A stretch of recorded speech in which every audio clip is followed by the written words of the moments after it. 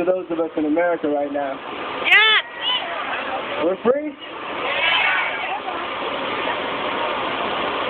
We're not that free, huh? There's some hesitation. That's right. It's like there's a chain weighing us down, binding us to Iran, squeezing our hearts so they don't beat quite as freely.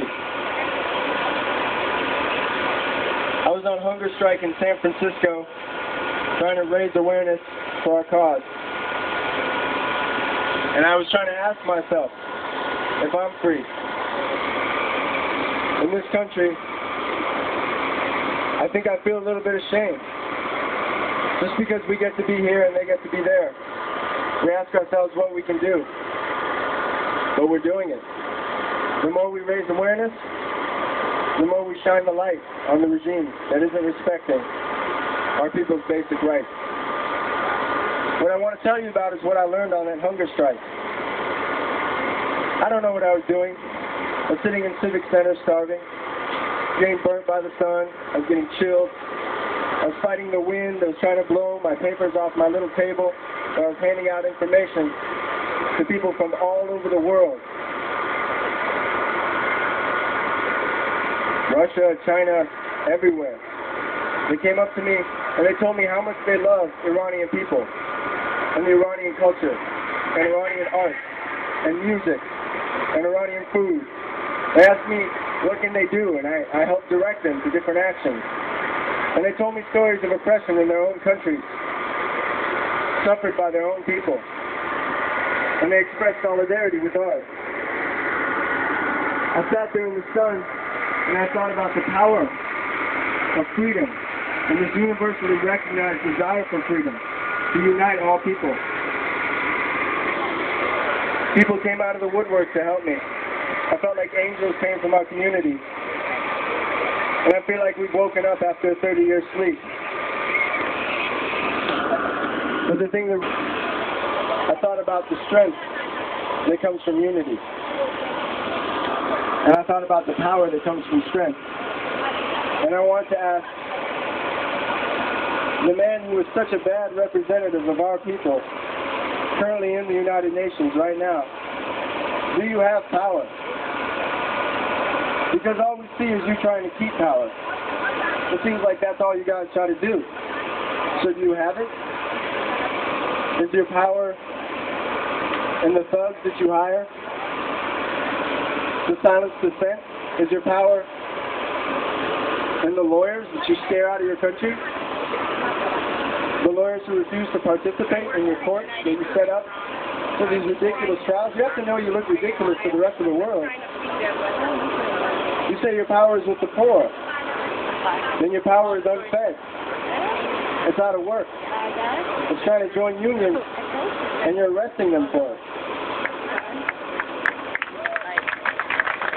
Check. Is your power with the land?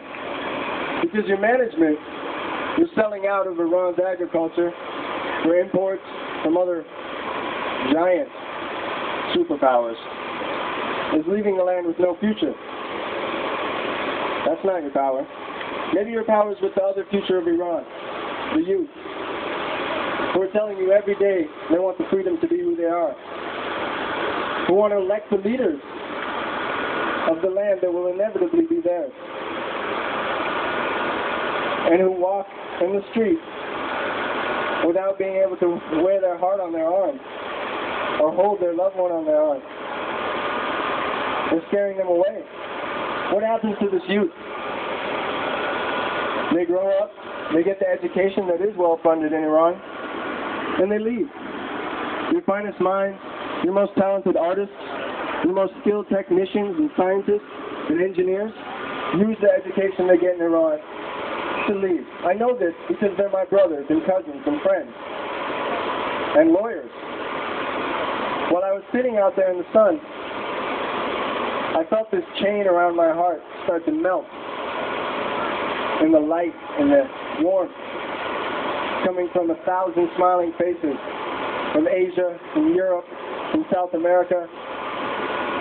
I felt it turn into this fine cord, binding me to my birthland. And I loved it. And I could feel love through it. Is your power with the people? Because even the people of Iran, even the minority, whom you're so suspicious of, the Azeris and Azerbaijanis and Kurds, even the leftists, they don't want to separate. They want to be part of Iran. There's a strong national identity.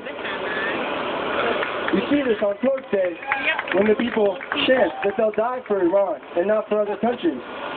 It's there. The fabric for a strong nation is there. And there are many threads to it. Your only power is in the decision to allow us to be ourselves and to protect the rights that we not only deserve, but are already in Iran's constitution. Your power is to allow that and to allow us to interweave and form this fabric. You know how fabric works, right? The more threads you allow to interweave, the stronger the fabric. You've seen our rugs. They're strong. If you don't allow that, you make the threads go in different directions. You fray. The nation weakens. Your power comes from strength. And strength comes from unity. Thank God for That's your only decision.